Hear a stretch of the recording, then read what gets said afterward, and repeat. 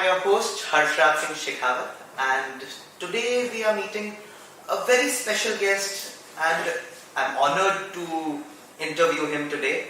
And we have Mr. Bhanu Pant, the principal of DWPS Delhi World Public School, Ajmer. Sir, I would like to heartily welcome you for this interview. You're our special guest today. Thank you so much, Harsh. I was looking forward to it. Thank you, sir. So I would like to introduce yourself with a brief thing of yours, that how did you get into education line? I've known that your ancestors, your grandfather, your father, your mother, everyone has been in this line since very long. So if you could just give us a small slight crisp of your life, how you have come. Okay, definitely thank you for reminding me, because if I tell you about my family history in education, it will take long. But people just know about my grandfather who came to Mere College in the year 1948. But then his father, Pandit Durgadatt Pant, he was one of the founders of Gurukul Kamri in Haridwar. So actually I'm the fourth generation teacher, and my father also taught in Mere College for 42 long years. And as far as I'm concerned, I studied in Mere College, passed out in the year 1987. And then taught in Mere College from 1993 to 2006 for about 14 years. And I've been into education since almost 30 years now. Great, so wonderful. So as we have come along, we are in a very drastic situation, in a very sad situation rather, I would say. The pandemic which has just come in, the disease which is creeping into our system, our education belt, our education system. So I would just like to have some knowledge from you, or our viewers should get some knowledge from you, that how are we dealing in this situation? What is the present scenario of the education system at present time? Yes, now it has been more than, you can say, 15 months, 14 months, when the entire nation and all the industries in the nation are suffering from this pandemic. So, number one requisite is to accept the fact that conditions are like this, and once the acceptance comes, we think about the solutions. We have to adopt the best technology, we have to adopt the best practices, and we have to adopt the best, you can say, digital savvy things, which has become the need of the hour. And after adopting these things, we have to also adapt to the new normal. And when we, as of course everybody knows, humans are the most adaptable animals. Once we do this, then we will know and understand the meaning of the phrase that adversity leads to rise of real heroes and heroines. And we will come out very successful through this turmoil. Make no compromise in your child's education. Join the #1 school in Ajmer, Delhi World Public School. Admission open, pre-nursery to class 9. Very true, sir. Such a positive answer. I would really say, in such a drastic situation, you have given such a positive answer to this. And now I would like you to just broaden this answer a bit. Like, what all tech CBSEs are we using? What all gadgets now are we using? How are we taking the classes? Like, as we all know that all the schools are shut. So how are we educating the students at the present time?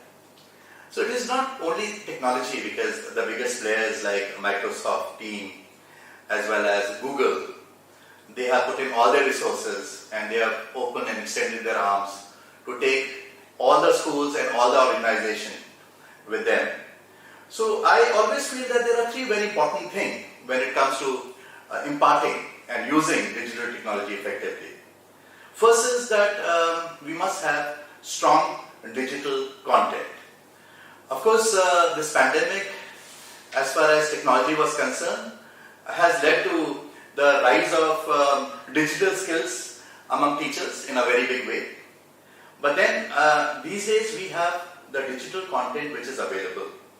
Our teachers last year had created a lot of digital content, but this year we have taken the digital content and the licenses from TeachNext. So their entire absolute digital content is with us, and once we are empowered with that, of course when you go to the classroom and you are interacting with the teachers, when you share the screen, then you have an entire team, an entire organization which is also backing you. Our platform is Google Suite, and through Google Classroom we are imparting this digital content. As far as scientific, effective pedagogies are concerned to deliver this content, that is very important. So we are regularly taking trainings with the teachers to make them understand that not only that we have to bring the children on this platform, that is attendance has to be good, but we have to create happy learning experiences. So how do we engage the children? That is what we are teaching our teachers, and they are doing a very good job. And also, the way they are being assessed is also very interesting. Of course, we did not know about various scanners like Adobe Scanner, and how to basically write the answer, scan the answer, and then submit the answer. All these things were new, but now it has become extremely normal. This is what most of the schools are doing.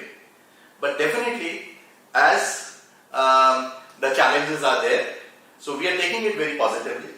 We are not putting any pressure and force, but we are seeing that everybody accept it and then involve in it, must understand that it is not only the effective way, but it is the only way. Correct, very true. As I've seen that many of the schools are facing problems with the parents as well. So are the parents being understandable? Are they understanding the situation? Are they coping up with the situation? Or are they merely just giving us it a side off? What is it? What do you say about the parents? What message would you give to your parents? See, parents are the most important stakeholders in the school. Okay. And satisfied parents are only those whose children are happy.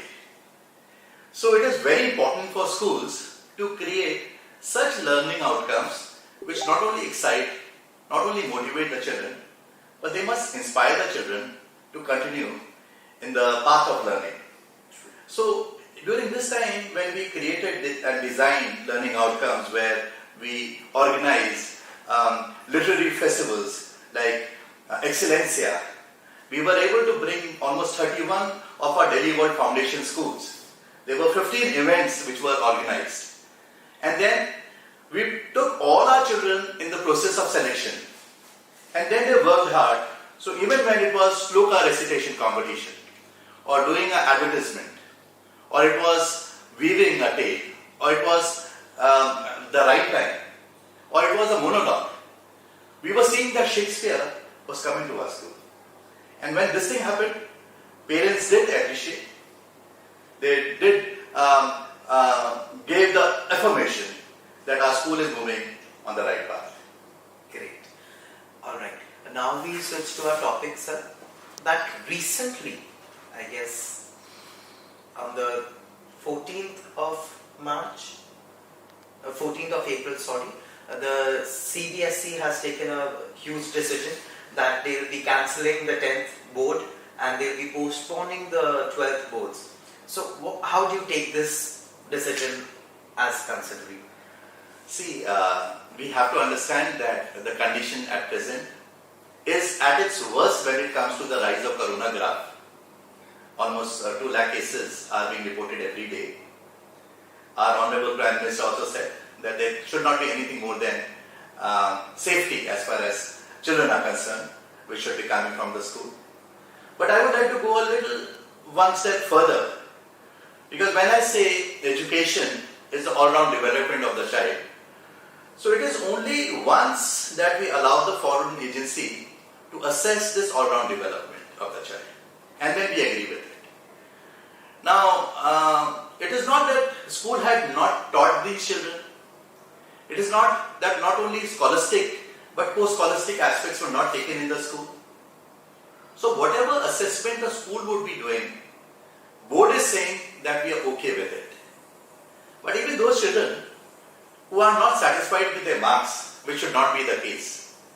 They will have a provision that if they would like to improve their marks, and if unfortunately if they have not been given those marks, then they can appear for the examinations, which will be announced later. Great. Talking about me, I would have never done this. I would have never taken this decision. I would have just passed my Last thing I would like to tell all the viewers here is basically the first time when a foreign agency certifies us. But we make it so big that children not only get very high anxiety, but sometimes it leads to depression. Even after getting 94, 95%, we have heard that some children have taken extreme steps. So it is not a very big thing, but yes, we have to think about class 12 because our further education totally depends on sometimes percentages and marks. So we'll see that how do we basically reach a good, comfortable decision on that. Alright. Now we come to a different topic, sir. That nowadays children are sitting at home, they are idle, they have nothing to do as such. They have all the gadgets at home. Now they're using the gadgets, they're on social media. Is social media affecting their mind? How is social media changing their mind? How is social media how are they dependent on social media now? Well, a very good question, Harsh, because this is a problem.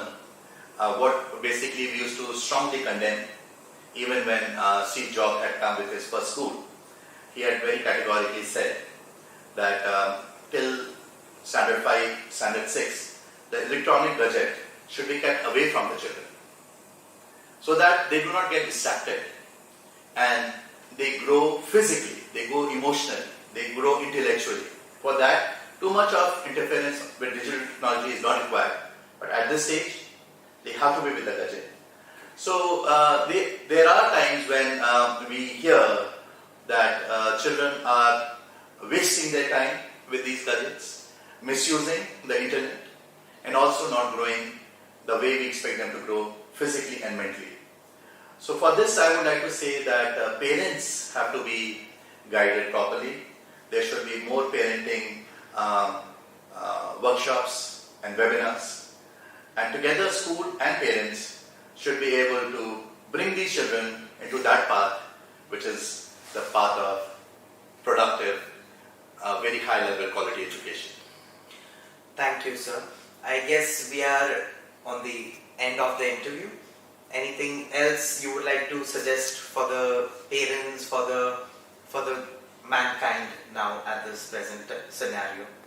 Well, I would like to say that when it comes to talking about our mental health, two things are very important.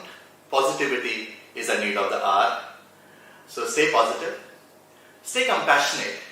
We know that in such situation, where we always talk about win-win situation for everyone, there are people who have suffered. So have a little bit of feeling for those, because life is the most precious thing, and when God has given us this life, let's make the maximum out of it. And the last thing which I would like to say is to our dear children that you are the future of this world. You are the people. We are going to be leaving a legacy to you. So stay focused, keep inspiring us, keep inspiring the world around you. Be focused and let the world be a better place soon. With these prayers, I would like to thank you so much. Thank you very much, sir. Thank you very much for being our guest. And thank you, our listeners, our viewers. Thank you, everyone, for watching this interview. Thank you. Thank you. Thank you, sir.